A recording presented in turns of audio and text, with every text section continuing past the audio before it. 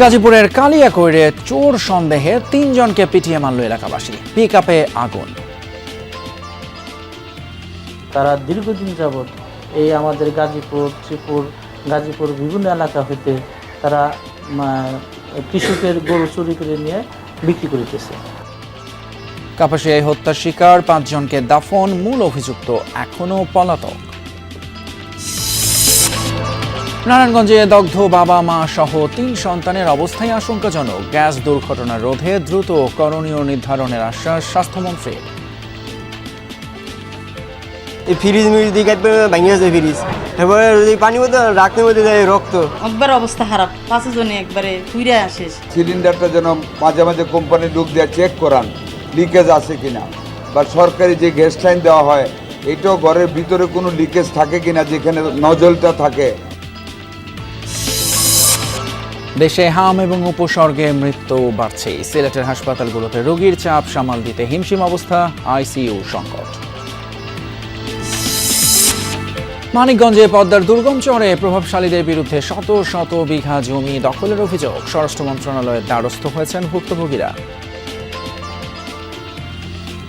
আমার জমি মোহাম্মদ আলী বিয়ে করে জোর করে দখল করে নিয়েছে। আমি খুব অসহায়, বুঝছেন, আমার জমিটুকু আমি আপনার কাছে আবেদন করছি, আমার জমিটুকু আমি ফেরত চাই। হান্নান বাহিনীর ইসের কারণে আমরা একটা কথা বলতে পারতেছি না, ভালোভাবে চলতে পারতেছি না।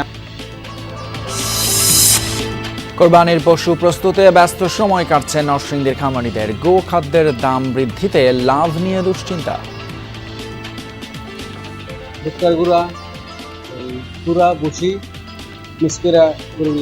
তবে এবার মনে হয় না বেশি লাভবান হতে পারবো, কারণ খাদ্যের দাম অনেক বেশি, কিন্তু গরুর বাজার মূল্য এই পর্যন্ত যাতে কিছু খুবই কম। আগামী 15 মে বাজারে আসছে রাজশাহী আম। নওগাঁর গুটি জাত মিলবে 22 তারিখ থেকে। স্থানীয় প্রশাসনের ম্যাঙ্গো ক্যালেন্ডার প্রকাশ।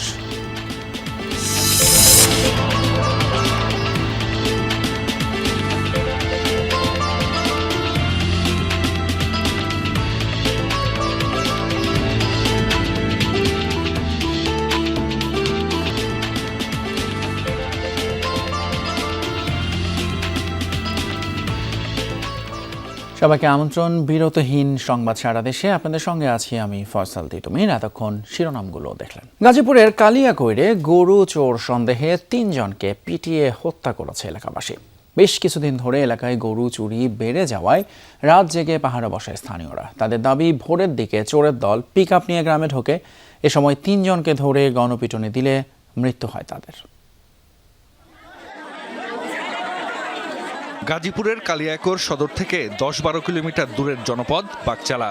নিভৃত এই পল্লীতেই গরুচোর সন্দেহে স্থানীয়দের পিটুনিতে প্রাণ গেছে ৩ জনের। স্থানীয়রা জানায়, এলাকায় বেশ কিছুদিন ধরেই গরুচোরের উৎপাত বেড়েছে। রাত জেগে পালা করে পাহারা দেন গ্রামবাসী। প্রত্যক্ষদর্শীদের দাবি, গতরাত 3:30টার দিকে একটি বড় পিকআপ ভ্যান নিয়ে এলাকায় ঢোকে চোরের দল। টের পেয়ে তাদের ধাওয়া দেয়া হয়। এক পর্যায়ে ৩ জনকে ধরে গণপিটুনি দেয় এলাকাবাসী। এতে ঘটনাস্থলেই মারা যান একজন। হাসপাতালে নেয়ার পর বাকি 2 জনকে মৃত ঘোষণা করেন চিকিৎসক। গত 3 রাত আগে আমাদের তালতলা গ্রাম আবু বকর সিদ্দিক নামে ওনার বাড়ি থেকে 4টা গরু নিয়ে যাওয়া হয় চুরি করে। এলাকাবাসী সবাই টহল দেয় মানে দেখে যে কোনো গাড়ি আসে কিনা, অপরিচিত গাড়ি। তো ঢোকার পরে গত রাত্রে আর কি, তো একটি পিকআপ ঢুকে গাড়ি সহ তাদেরকে ধরে তাদেরকে কিছু 2 জন চোরকে আমরা আটকানোর পরে তাদেরকে কিছু গণপিটুনি দেওয়া হয়। কিছুক্ষণ পরে আমরা শুনি যে তালতলা আরেকজন চোর, সে পলাতক ছিল, তাকে ধরা হয় এবং তাকে কিছু গণপিটুনির মাধ্যমে পুলিশের কাছে সুপর্দ করা হয়। গোয়াল থেকে গরু বের করতে পারে না, করবে অবস্থা, এই অবস্থায় তাদেরকে ধরছে। বিক্ষুব্ধরা পিকআপ ভ্যানটিতেও আগুন ধরিয়ে দেয়। খবর পেয়ে ঘটনাস্থলে যায় পুলিশ। নিহতরা আন্তজেলা চোর ও ডাকাত দলের সক্রিয় সদস্য ছিল বলে জানান কর্মকর্তারা। নাম সেলিম, তার দেশের বাড়ি হলো পটুয়াখালী বরিশাল। আরেকজনের বাড়ি হলো আপনার আজাহার যে আছে বদনি ভাঙ্গা চিপুর, সে গাজীপুর জেলা। আর একজন হলো আপনার হলো কৃষ্ণ, তার বাড়ি হলো সিলেট সদরে। তারা দীর্ঘদিন যাবৎ এই আমাদের গাজীপুর বিভিন্ন এলাকা হইতে তারা কৃষকের গরু চুরি করে নিয়ে বিক্রি করিতেছে। এ ঘটনায় আইনগত ব্যবস্থা নেওয়ার কথা জানিয়েছে আইনশৃঙ্খলা বাহিনী। জাহিদ হাসান, যমুনা নিউজ। গাজীপুরের কাপাসিয়ায় নির্মম হত্যাকাণ্ডের শিকার 5 জনের জানাজা শেষে নিজ গ্রাম গোপালগঞ্জে হলো দাফন। শোকস্তব্ধ পরিবার স্বজনরা। নিহতদের পরিবারের পাশে দাঁড়াতে প্রশাসনের প্রতি অনুরোধ জানিয়েছেন এলাকাবাসী। শনিবার রাতেই মূল অভিযুক্ত ফোরকান এবং অজ্ঞাত 4 জনের নামে মামলা করে নিহত শারমিনের বাবা। তদন্ত চলমান, আটককৃত 2 জনকে জিজ্ঞাসাবাদ করছে পুলিশ। ভোরে গোপালগঞ্জ সদর উপজেলার পাইককান্দি চরপাড়া গ্রামে পৌঁছায় গাজীপুরের কাপাসিয়ায় হত্যার শিকার 5 জনের মরদেহবাহী 2টি গাড়ি। আর্তনাদে ভারী হয়ে ওঠে পরিবেশ। স্বজনরা জানান, পারিবারিক কলহ থাকতেই পারে, কিন্তু এমন হত্যাকাণ্ড কোনোভাবেই মানতে পারছেন না তারা। সুষ্ঠু বিচারের দাবি তাদের। আমরা সূক্ষ্ম বিচার চাই। আমার বাইরে দেশান্তরি বানাই দিয়েছে। আগে রাজমিস্ত্রি কাম করতে, উনি আমাদের টাকা পয়সা দিয়ে ড্রাইভিং শিখে চাকরি দিছে। পরে চাকরি কিছুদিন করার পরে একটা গাড়িও কিনছে, টাকা টুমুক দেখছে। তারপর পরপর 3টে মেয়ে হয়ে গেছে। 3টে মেয়ের পরেই ওনার শত্রু নামে আইছে। বেলা 11:30টার দিকে পঞ্চপল্লী মাদ্রাসা মাঠে অনুষ্ঠিত হয় জানাজা। পরে সদর উপজেলার উত্তর চরপাড়া কবরস্থানে দাফন সম্পন্ন হয়। এ সময় নিহতদের পরিবারের পাশে দাঁড়াতে প্রশাসনের প্রতি আহ্বান জানান স্থানীয়রা। ফুরকানকে আইনের মাধ্যমে কঠিন শাস্তি হোক। তার সাথে কারা জড়িত আছে, কারা এই কাজটা করছে, এটা সম্পূর্ণ আপনাদের বের করতে হবে। আর এটা সম্পূর্ণ মনে করেন যে বিচার করতে হবে। শুক্রবার রাতে গাজীপুরের কাপাসিয়ায় 5 জনকে গলা কেটে হত্যার খবর পায় পুলিশ। ঘটনাস্থল থেকে উদ্ধার করা হয় শারমিন, তার 3 সন্তান ও ভাইয়ের মরদেহ। মূল অভিযুক্ত গৃহকর্তা ফোরকান এখনও পলাতক।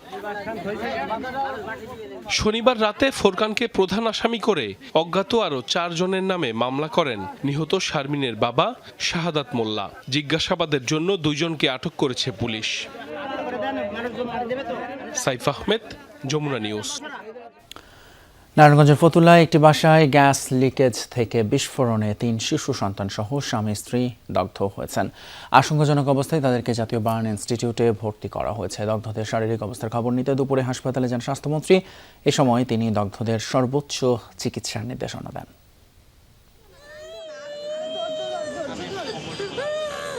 হাসপাতালের সামনে আহাজারি মরিয়ম বেগমের।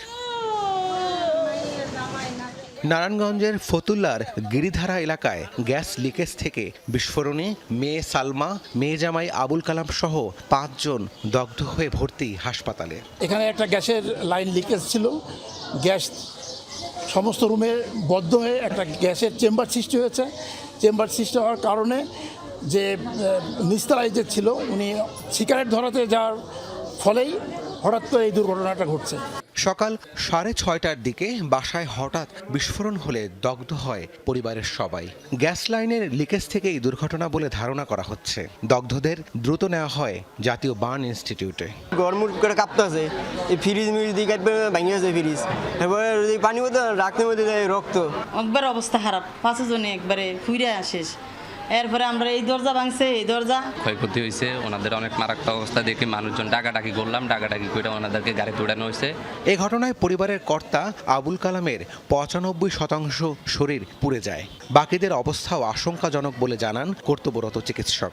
আমি কাকা হারা ডিউটি করিয়া আমি যেমন 7টার সময় ঘরে বইছি, এই সময় আমার একজন কইছে আপনার মেয়ের জামাই নাতি এরা পুরিয়া সব ছাপা হয়ে গেছে। আইয়া দেখি ঘর দুয়ার সব ভাঙ্গাচুরা। এরপরে কইছে জিজ্ঞেসি, পরে একটা লোকের ডে এই লোকে বলে যে এরা মেডিকেলে আছে। এলাই আমি সিএনজি করে মেডিকেল আইছি। দুপুরে হাসপাতালে দগ্ধদের চিকিৎসার খোঁজ খবর নেন স্বাস্থ্যমন্ত্রী সর্দার মোহাম্মদ শাখাওয়াত হোসেন। জানান সর্বোচ্চ চিকিৎসার ব্যবস্থা করা হচ্ছে। যারা সিলিন্ডার ব্যবহার করেন, সিলিন্ডারটা যেন বাইরে রাখেন, সিলিন্ডারটা যেন মাঝে মাঝে কোম্পানির লোক দিয়ে চেক করান লিকেজ আছে কিনা, বা সরকারি যে গ্যাস লাইন দেওয়া হয় এটাও ঘরের ভিতরে কোনো লিকেজ থাকে কিনা, যেখানে নজলটা থাকে ওইটাও চেক করাইতে আমরা কিন্তু সাবধান করি এবং ঘরের দরজা জানলা খোলা রাখতে বলি গ্যাস লাইনের ভিতরে। আসলে আমাদের সমাজে অ্যাওয়ারনেসের অনেক অভাব আছে। এই ঘটনাটা দেখে আমি অত্যন্ত মর্মাহত। এমন দুর্ঘটনা রোধে আন্তঃমন্ত্রণালয় বৈঠক করে দ্রুত করণীয় নির্ধারণ করা হবে বলেও জানান মন্ত্রী। আমরা 2-1 দিনের ভিতর ইন্টার মিনিস্টারিয়াল একটা মিটিং করব। রাব্বি সিদ্দিকী, যমুনা নিউজ, ঢাকা। দেশ জুড়ে উদ্বেগজনক হারে বাড়ছে ছোঁয়াচে রোগ হামের সংক্রমণ।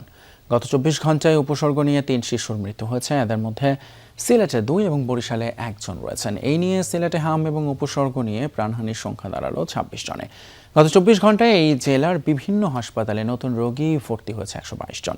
বরিশাল শের-ই বাংলা মেডিকেলে নতুন ভর্তি হয়েছে 73 জন। রাজশাহী মেডিকেলের রোগী ভর্তি হয়েছে 11 জন। চিকিৎসা শেষে বাড়ি ফিরেছে 10 জন। এছাড়া খুলনা, রংপুর এবং চট্টগ্রাম বিভাগেও বাড়ছে হাম আক্রান্ত রোগীর সংখ্যা। বেডে কাঁদছে, জ্বরে কাতর ছোট্ট শিশুরা। চিকিৎসা দিতে বেশিরভাগ হাসপাতালে আইসোলেশন ওয়ার্ড খোলা হলেও স্থান সংকুলান না হওয়ায় বারান্দায় রেখেই সেবা দেওয়া হচ্ছে রোগীদের। একসময় নিয়ন্ত্রণে থাকা এই রোগ আবারও ভয়ঙ্কর হয়ে ওঠে উদ্বিগ্ন অভিভাবকেরা। শিশুদের জীবন বাঁচাতে সচেতনতা বাড়ানোর পরামর্শ চিকিৎসকদের। হামের আরও আপডেট জানতে এই মুহূর্তে বরিশাল থেকে আমরা যুক্ত করছি আমাদের সহকর্মী কাউসার হোসেনকে। কাউসার, বরিশালে আজকে একটা মৃত্যুর খবর আমরা পড়ছিলাম, সেখানকার আসলে সার্বিক হামের পরিস্থিতি কি? প্রতিদিন কি সংক্রমণ বাড়ছে কিনা? চিকিৎসা সেবার কি অবস্থা জানাবেন? পৃথিবীর সংক্রমণ প্রতিদিনই বাড়ছে। বরিশাল শের বাংলা মেডিকেল কলেজ হাসপাতালে এখন পর্যন্ত 4টি কক্ষে যারা হামের উপসর্গ নিয়ে আসছে তাদেরকে আইসোলেশনে রাখার জন্য 4টি কক্ষ আইসোলেশন ওয়ার্ড হিসেবে ঘোষণা করা হয়েছে। কিন্তু প্রতিটি ওয়ার্ডই আমরা দেখছি প্রতিদিনই প্রচুর রোগী, প্রচুর শিশু ভর্তি হচ্ছে। যেমন আজ 24 ঘন্টা 73 জন রোগী এখানে ভর্তি হচ্ছে এবং যারা সিটে জায়গা না পাচ্ছে আমরা দেখেছি প্রতিটি সিটে 3 থেকে 4 জন করে শিশুকে চিকিৎসা দেওয়া হচ্ছে। শিশুদের পাশাপাশি কিন্তু তাদের অভিভাবকরাই সেই সিটে থাকছেন আসলে, অর্থাৎ জায়গা একেবারে নেই বললেই চলে। এবং যখন সিটে জায়গা না থাকছে তখন কিন্তু বাধ্য হয়ে মেঝেতে এইসব শিশুদের চিকিৎসা দেওয়া হচ্ছে। যেহেতু অনেক শিশু কিন্তু জ্বরে আক্রান্ত, 103-4 ডিগ্রি পর্যন্ত জ্বর রয়েছে, মেঝেতে চিকিৎসা দিতে গিয়ে কিন্তু তারা কিন্তু আরও গুরুতর হচ্ছেন। যদিও হাসপাতাল কর্তৃপক্ষ বলছেন যে তারা তাদের সাধ্যমতো চেষ্টা করছেন এবং চিকিৎসায় কিন্তু অনেক রোগী ভালো হচ্ছে। আজ পুরো বিভাগে 155 জন রোগী সুস্থ হয়ে বাসায় ফিরে গেছেন, ছাড়পত্র দিয়েছেন এবং তারা বলছেন যে সব রোগী মারা যাচ্ছেন, বেশিরভাগ রোগী গুরুতর এবং বাড়িতেই তারা গুরুতর অসুস্থ হওয়ার পর হাসপাতালে নিয়ে আসছেন, এরপরে আসলে তাদের মৃত্যু ঘটছে। এ পর্যন্ত বরিশাল বিভাগে 32 জন রোগী হামের উপসর্গ এবং হামের আক্রান্ত হয়ে মৃত্যু হয়েছে। অসংখ্য ধন্যবাদ কাউসার হোসেন, বরিশাল মেডিকেল থেকে জানাচ্ছিলেন সেখানকার হামের সর্বশেষ পরিস্থিতি। অন্যদিকে সিলেটে অনেকটা লাগামহীন হাম পরিস্থিতি। উপসর্গ নিয়ে প্রতিদিনই মারা যাচ্ছে শিশুরা। রোগীর চাপে হাসপাতালের এক শয্যায় চিকিৎসা দিতে হচ্ছে একাধিক রোগীকে। আছে আইসিইউ সংকট। চিকিৎসকরা বলছেন টিকার সুফল পেতে আরও কিছুটা সময় লাগবে। এভাবেই অ্যাম্বুলেন্স থেকে বের করা হয় 14 শিশুকে। তাদের সিলেট উসমানী মেডিকেল থেকে নিয়ে আসা হয় শহীদ শামসুদ্দিন আহমদ হাসপাতালে। সবার শরীরেই হামের উপসর্গ। উসমানী থেকে আইসি, আমরা হাম রোগ হয়েছে বাচ্চা। আমার চিকিৎসা হাম হয়ে গেছে, তারা বলছে হাম হয়েছে, হামের চিকিৎসা আমরা এখানে হয় না, আপনারা শামসুদ্দিনও। শুরু থেকেই শহীদ শামসুদ্দিন আহমদ হাসপাতালে চলছে হামের চিকিৎসা। তবে রোগীর চাপে এখন পরিস্থিতি বেসামাল। এক শয্যায় চিকিৎসা দিতে হচ্ছে একাধিক রোগীকে। কেউ চিকিৎসা নিচ্ছেন মেঝেতে। এদিকে চলতি সপ্তাহ থেকে উসমানী মেডিকেলে হামের জন্য আলাদা ওয়ার্ড চালুর কথা থাকলেও আপাতত তা হচ্ছে না। ফলে ভোগান্তিতে রোগী ও হাসপাতাল কর্তৃপক্ষ। রুগী বেশি লাগে সিট মিলেন না, বেডও 2 জন করে দেবো। আমার বেডও দিতে হয়েছেন আর আমার খুঁজে তুলছেন। আমরা আসলে একটু কষ্ট হচ্ছে যদিও, তারপরে রুগীর সেবার ক্ষেত্রে আসলে কোনো কমতি হবে না আমরা আশা করি। আমাদের সিস্টার ডাক্তাররা মাইকভাবে অক্লান্ত পরিশ্রম করে যাচ্ছেন।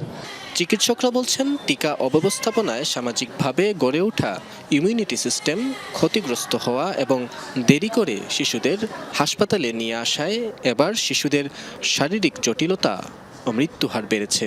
আমরা একটা হলো প্রিভেন্টিভ ভ্যাকসিন দিচ্ছি, আর একটা হচ্ছে ধরেন আপনার চিকিৎসা দিচ্ছি।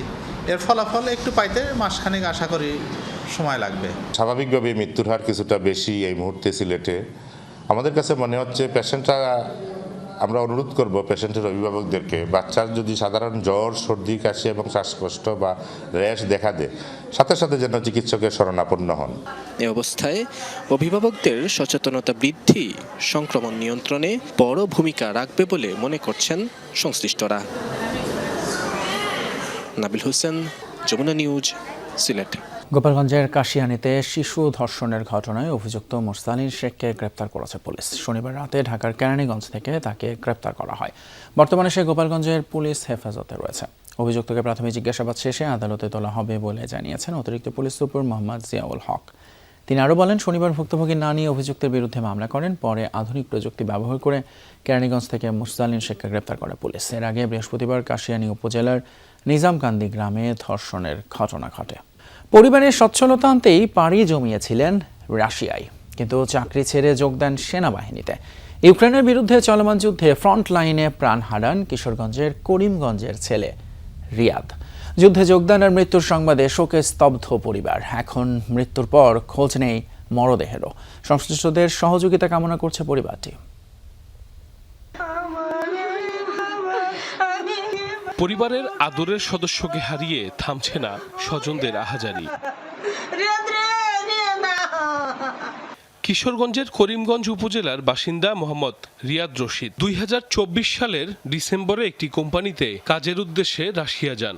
সেই চাকরি ছেড়ে 1 এপ্রিল রুশ সেনাবাহিনীতে যোগ দেন সৈনিক হিসেবে। অংশ নেন ইউক্রেন যুদ্ধে।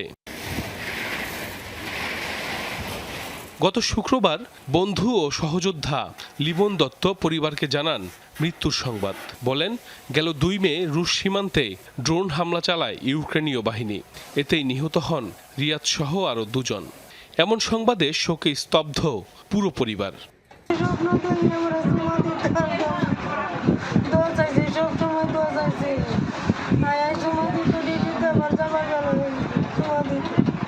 করিমগঞ্জের মাঝিরকোনা গ্রামের বাসিন্দা এবং সাবেক স্কুল শিক্ষক আব্দুর রশিদের 5 সন্তানের মধ্যে চতুর্থ রিয়াদ। পরিবারের সচ্ছলতা আনতে বাড়তি রোজগারের আশায় পাড়ি জমান রাশিয়ায়। এখন মরদেহ পাওয়া নিয়ে তৈরি হয়েছে অনিশ্চয়তা। লাল পাসপোর্টের আশায় গেছে, বলছে যে আমার সাথে 11 মাসের চুক্তি আছে, 11 মাস পরে যদি আমি আসতে পারি তোমার সবাইকে আমি নিয়ে যেতে পারবো। বলে না, ডরে আমার কাছে বলছে না। পরে জানলাম আমার অন্য ছেলেদের মাধ্যমে দেশের সেনাবাহিনীতে গেছে। বাংলাদেশ সরকারের কাছে আমার অনুরোধ, যে কোনো মূল্যে বা যে কোনোভাবে আমার ছেলের লাশটা যেন আমি ফেরত পাই এবং দাবি পালন করতে পারি। স্থানীয় ইউপি সদস্য জানান, রিয়াদের পরিবারকে সরকারিভাবে সহায়তার সুযোগ থাকলে সেই ব্যবস্থা নেবেন তিনি। সাইফ আহমেদ, যমুনা নিউজ। মানিকগঞ্জের হরিরামপুরে পদ্মার দুর্গম চরাঞ্চল আজিমনগর ইউনিয়ন। নদী ভাঙন ও দারিদ্রতার সঙ্গে লড়াই করে এই জনপদে এবার নতুন আতঙ্ক ভূমি দখল। অভিযোগ, ক্ষমতার প্রভাব খাটিয়ে শত শত বিঘা জমি দখল করে নিয়েছেন স্থানীয় প্রভাবশালীরা। প্রতিকার না পেয়ে ভুক্তভোগীদের কেউ কেউ দ্বারস্থ হয়েছেন স্বরাষ্ট্র মন্ত্রণালয়ের। পদ্মার বুকে জেগে ওঠা দুর্গম চর আজিমনগর ইউনিয়ন। প্রায় 12,000 মানুষের বাস এখানে। নদী আর প্রকৃতির সঙ্গে যুদ্ধ করেই টিকে আছেন তারা, কিন্তু সেই সংগ্রামের মাঝেই যোগ হয়েছে নিজের জমি বাঁচানোর লড়াই। এই জমিই ছিল আবুল কাশেমের বাপদাদার শেষ সম্বল। প্রায় 8 বিঘা জমি, যার উপর নির্ভর করে চলত তার সংসার। অভিযোগ, সাবেক এক ইউপি সদস্য দখল করে নিয়েছেন সেই জমি। বৈধ কাগজপত্র থাকলেও জমির দখল ফিরে পাচ্ছেন না তিনি। সামনে মেম্বার মানে যে এই জমিটা জোর করে আজকে 2-3 বছর ধরে আমার উচ্ছেদ করে রাইহে, মানে আমার যে বর্গাটা মানে তার কাছে জোর করে বর্গা সে নিয়ে যায়। আমি কবে নিলে আমার মানে মারবো। আবুল কাশেম শুধু একা নন, একই অভিযোগ চরের আরও অর্ধশতাধিক মানুষের। ভুক্তভোগীদের দাবি, রাজনৈতিক প্রভাব খাটিয়ে সম্প্রতি প্রায় 500 বিঘা জমি দখল করা হয়েছে। আমার জমি মোহাম্মদ আলী করে জোর করে দখল করে নিয়েছে। আমি জমি চাষ দিছি, সার বুনছি, এর মধ্যে উনি দখল করে নিয়ে উনি ভুট্টা লাগাইতেছে। বাড়িঘর শামসুদ্দিন হান্নামদার নেতৃত্বে বেচে কিনে সব খেয়ে ফেলেছে। আমাকে বাড়িতে উৎপাদ দেয় না, অনুরোধ যাই করছি মানে আমাকে শামসুদ্দিন উত্তর দেয় নাই। হান্নান বাহিনীর ইসের কারণে আমরা একটা কথা বলতে পারতেছি না, ভালোভাবে চলতে পারতেছি না। আমাকে ডর ভয় দেখায় রায় সবসময়। স্থানীয়দের অভিযোগ, উপজেলা বিএনপির সভাপতি ও সাবেক ইউপি চেয়ারম্যান হান্নান মৃধা, সাবেক ইউপি সদস্য শামসুদ্দিন সহ তাদের সহযোগীরাই এই দখলের সঙ্গে জড়িত। স্থানীয়ভাবে কোনো সমাধান না পেয়ে স্বরাষ্ট্র মন্ত্রণালয়ে লিখিত অভিযোগ করেছেন ভুক্তভোগীরা। তবে এসব অভিযোগ অস্বীকার করেছেন অভিযুক্তরা। কারো কোনো বাড়িঘর এই ধরনের কোনো কিছু যদি কি বলতে পারে আমাদের বিরুদ্ধে, আমরা এটা আপনাদের কাছে আইনগত ব্যবস্থা নেবেন আমাদের বিরুদ্ধে। আর যদি এটা মিথ্যা প্রমাণ হয় তাদের বিরুদ্ধে আমরা আইনগত ব্যবস্থা নেব। আমি তো এলাকায় যাই না, জমি যাই না, আমার লোকজন সব নিশ্চয়ই চুপচাপ হয়ে রয়েছে, কোনো লোকজন নাই। জমি যদি দখল করে থাকে, আমরা তদন্ত করে দেখি, তাহলে তার সাজা করে থাকবো। তদন্ত রিপোর্টে যদি কোনো ব্যক্তি শুধু হরিরামপুর উপজেলা নয় অন্যান্য উপজেলায়ও যদি এই ধরনের কারো বিরুদ্ধে অভিযোগ ওঠে, তাহলে আমরা সেই অভিযোগের সত্যতা যাচাই এবং প্রমাণ যদি হয়, তবে আমাদের সাংগঠনিক যেটা গঠনতন্ত্র আছে সেই গঠনতন্ত্র মোতাবেক আমরা সেই ব্যক্তির বিরুদ্ধে প্রয়োজনীয় ব্যবস্থা গ্রহণ করব। পুলিশ বলছে অভিযোগ তদন্ত করে নেওয়া হবে আইনগত ব্যবস্থা। যে জড়িত থাকুক, প্রকৃত তথ্য যাতে এই অনুসন্ধানে আসার পরে যদি সংশ্লিষ্ট কোনো ব্যক্তি এটার সাথে জড়িত থাকে এবং কেউ যদি আইন অমান্য করে, তাদের বিরুদ্ধে আমরা শক্ত পদক্ষেপ নেব। পদ্মার এই দুর্গম চরাঞ্চলে প্রশাসনের উপস্থিতি সীমিত। এই সুযোগে প্রভাবশালীদের দৌরাত্ম্য বাড়ছে বলে অভিযোগ স্থানীয়দের। দ্রুত কার্যকর ব্যবস্থা না নিলে জমি হারিয়ে নিঃস্ব হয়ে পড়ার আশঙ্কা করছেন তারা। BM Khorshed, Jamuna news, Manikganj. তিস্তা মহাপরিকল্পনা বাস্তবায়ন হলে এই অঞ্চলে কর্মসংস্থান সৃষ্টি হবে, দূর হবে পানির স্বল্পতা, এমনটাই জানিয়েছেন ত্রাণ এবং দুর্যোগ মন্ত্রী আসাদুল হাবিব দুলু। দুপুরে কুড়িগ্রাম সদরের হলখানা ইউনিয়নের এসিল্যান্ড খাল পুনঃখনন কর্মসূচির উদ্বোধন শেষে এসব কথা বলেন। তিনি বলেন, শহীদ রাষ্ট্রপতি জিয়াউর রহমানের যুগান্তকারী কর্মসূচি ছিল খাল খনন। পানি সেচের মাধ্যমে পানি ধরে রাখা, খালের পাশে গাছ এবং খালে মাছ চাষের মাধ্যমে সমৃদ্ধ বাংলাদেশ গড়ার পরিকল্পনা করেছিলেন। ফলে দেশ খাদ্যে স্বয়ংসম্পূর্ণতা অর্জন করেছিল। দীর্ঘদিন পর বিএনপি ক্ষমতায় এসে আবারও খাল খনন কর্মসূচি হাতে নিয়েছে। এছাড়াও কুড়িগ্রাম ধরলা ব্যারেজ বাস্তবায়নের অগ্রগতি সম্পর্কে খোঁজখবর নেবার আশ্বাস দেন তিনি। তলদেশ ভরাট হওয়ায় সর্পিল আকৃতির ঘাঘট নদী এখন নীরব ঘাতক। ভিটে মাটি জমি গিলে খাচ্ছে নীলফামারী, রংপুর এবং গাইবান্ধার ৮ উপজেলা। ক্ষণে ক্ষণে গতিপথ পরিবর্তন করে নতুন নতুন এলাকায় হানছে আঘাত। বছরের পর বছর ধরে পানি উন্নয়ন বোর্ড সহ সংশ্লিষ্ট দপ্তরে ধর্ণা দিয়েও মিলছে না কোনো সমাধান। ফজলুল হক মিঠাপুকুর ভাঙনির ফকিরপাড়া গ্রামের বাসিন্দা। ৩৫ বছর আগে ৬ বিঘা কেনা জমির ৫ বিঘাই উপহার হিসেবে দেন স্ত্রী রোকেয়াকে। এখন পুরো জমি ঘাঘটের পেটে। রাধানগর গ্রামের ওমর আলী রাজিয়া দম্পতি বয়সের ভারে নুয়ে পড়েছেন। বাড়ি ভাঙার আতঙ্কে তারা। ওমর আলীর শ্বশুরবাড়িও গেছে তিস্তার গর্ভে। দলসিংপুর গ্রামের মোসলেমা খলিল দম্পতির চাষের জমি বলতে ৪০ শতক, সেটাও গিলছে ঘাঘট। বাড়ি টিকবে কিনা সেই চিন্তায় কপালে ভাঁজ। এখানে আমার এই ৬ বিঘা জমিন আমার নদীতে। বাড়িঘর দুয়ারও আমার টেনশনের উপর পড়ে আছি, কোন দিন কি হয় না হয় তার নাই ঠিক। এই যে আমার ৪০ শতক জমি মুরাই নদীতে এই একটি আছে। ১৯২ কিলোমিটার ঘাঘটের দুপারে শতাধিক পয়েন্টে চলছে এমন নির্দয় ভাঙন। ভিটে মাটি হারিয়ে উদ্বাস্তুর সংখ্যা বাড়ছেই। রাস্তাঘাটের অস্তিত্ব বিলীন। দখল ও তলদেশ ভরাট হওয়ায় ঘাঘট এখন নীরব ঘাতক। কোনো বাঁচার পথ নাই, কোন পাকে যে উড়িয়ে যা ঘর তোলমত সেও পথটা নাই। ৬০ শতক মাটি ভাঙি গেছে, বাড়ি ঘর ভাঙতে কোনো সময় আছে? কোনো টাইম নাই। আমাদের এই নদী আমাদের যে একটা ক্ষতি করতেছে সেটা বয়ান করা যাবে না। রাধানগর সহ বিভিন্ন এলাকায় অপরিকল্পিত বাঁধের কারণে গতিপথ পরিবর্তন করে ঘাঘট। নতুন নতুন এলাকায় শুরু হয় ভাঙন। ফকিরপাড়ায় বরেন্দ্র সেচ প্রকল্পটিও পড়েছে হুমকির মুখে। পানি উন্নয়ন বোর্ডের কাছে আবেদন করেও মিলছে না সুরাহা। রাস্তাঘাট তো সব কিছুই শেষ। এখন মানুষ যে আবাদ করে নিয়ে আসবে, তা আবাদ তো নিয়ে আসতে পারে না রাস্তাঘাটের কারণে। পানি দিয়ে এখন কি করবে? ২১ সালের ওই দিক পানি উন্নয়ন বোর্ডের কাছে দরখাস্ত করছিলাম, কিন্তু পানি উন্নয়ন বোর্ড আমাদেরকে শুধু আশ্বাস দেয়। আমরা বুঝি না কি কারণে আমাদের এলাকায় এই অবহেলিত। চেয়ারম্যানের বর্ণনাতেও ক্ষয়ক্ষতির ভয়াবহতার চিত্র। মিঠাপুকুরের এমপি ভাঙন এলাকা পরিদর্শন করে সমাধানে দিয়েছেন প্রতিশ্রুতি। ভাঙনী ইউনিয়নের ১, ২, ৫, ৭ এবং ৮ নম্বর ওয়ার্ডের দুই পাশে ভাঙন সৃষ্টি হয়েছে প্রায় ২২ কিলোমিটার ব্যাপী। কোনো সুরাহা পর্যন্ত পাইনি। শত শত মানুষ এখানে ভিটে হারা, বাড়িঘর হারা এবং তার ফসলি জমি নষ্ট হয়ে যাচ্ছে। পুরাটা মেপে কত মিটার দৈর্ঘ্য আমার বা কয় কিলো হয় এটা দেখে আমাদের একটা প্রকল্প রেডি করব এবং এটা মন্ত্রণালয় থেকে সরাসরি এটা আমার ডিও লেটারের মাধ্যমে এটাকে পাস করে আনার জন্য আমরা চেষ্টা করব, সর্বাত্মক চেষ্টা চালাবো। নীলফামারীর শৈলমারীর আলশিয়াপাড়া গ্রামে তিস্তা নদী থেকে শুরু হয়ে জলঢাকা কিশোরগঞ্জ, রংপুরের গঙ্গাচড়া সদর, মিঠাপুকুর পীরগাছা, গাইবান্ধার সাদুল্লাপুর ও ফুলছড়ির বালাসীঘাটের উত্তরে ব্রহ্মপুত্র নদে মিশেছে সর্পিল আকৃতির এই ঘাঘট নদী। সরকার মাঝহারুল মান্নান, যমুনা নিউজ, রংপুর। কোরবানির ঈদ সামনে রেখে ব্যস্ত নরসিংদীর খামারি এবং কৃষকেরা। সম্পূর্ণ দেশীয় পদ্ধতিতে পালন করায় এই অঞ্চলের পশুর চাহিদা বেশি। তবে গোখাদ্যের বাড়তি দামের কারণে খামারিদের খরচ বেড়েছে। পশু আমদানি করা হলে ক্ষতির শঙ্কায় তারা। কাঁচা ঘাস, খড়, ভুসি সহ প্রাকৃতিক খাবার খাইয়ে হৃষ্টপুষ্ট করা হচ্ছে পশু। কোরবানি ঈদ সামনে রেখে এসব গরু প্রস্তুত করছেন নরসিংদীর খামারিরা।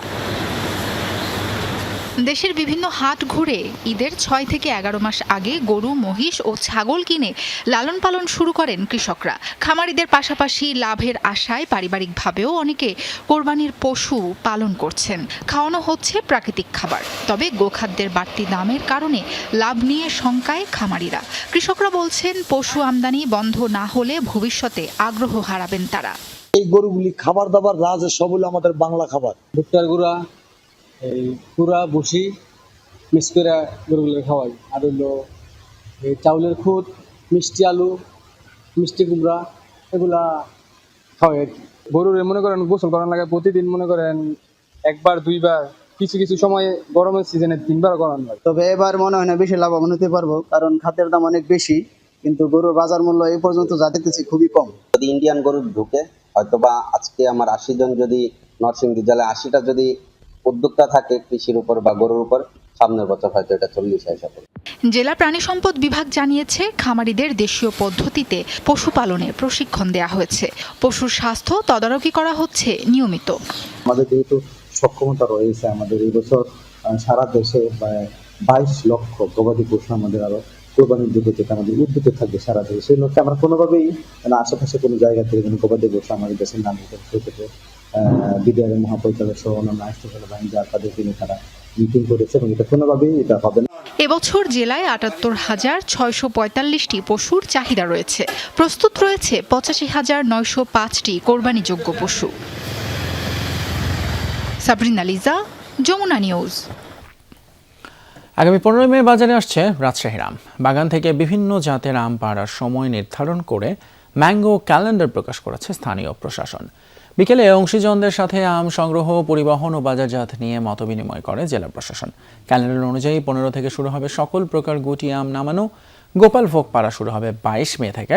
এছাড়া রানী পছন্দ 25 মে, হিমসাগর বা খিরসাপাতি 30 মে, ল্যাংড়া 10 জুন, আম্রপালি এবং ফজলি জাতের আম বাজারে আসবে 15 জুন থেকে। সভায় জেলা প্রশাসক জানান, আম চাষি, ব্যবসায়ী এবং কৃষি অফিসের সমন্বয়ে ম্যাঙ্গো ক্যালেন্ডার তৈরি করা হয়েছে। কেউ যেন অপরিপক্ক আম বাজারজাত করতে না পারে, সেজন্য এই উদ্যোগ। নির্ধারিত সময়ের আগে কেউ বাগান থেকে আম নামালে তার বিরুদ্ধে আইনগত ব্যবস্থা নেওয়া হবে বলেও জানিয়েছে প্রশাসন। অন্যদিকে নওগাঁয় 22 মে বাগান থেকে গুটি জাত নামানোর মধ্য দিয়ে শুরু হবে মৌসুমের আম বাজারজাত কার্যক্রম। দুপুরে জেলা প্রশাসকের কার্যালয়ে সংশ্লিষ্টদের সাথে বৈঠকে আম পাড়ার দিনপঞ্জি নির্ধারণ করা হয়। ক্যালেন্ডার অনুযায়ী গোপালভোগ আম বাজারে আসবে 30 মে, হিমসাগর 2 জুন, ল্যাংড়া ও হাড়িভাঙা 10 জুন, আম্রপালি 15 জুন এবং ফজলি আম পাড়া শুরু হবে 25 জুন থেকে। চলতি মৌসুমে জেলায় আম উৎপাদনের লক্ষ্যমাত্রা 3,87,235 মেট্রিক টন। দর্শক, এই ছিল আমাদের এখনকার মতো সংবাদ সারা দেশ।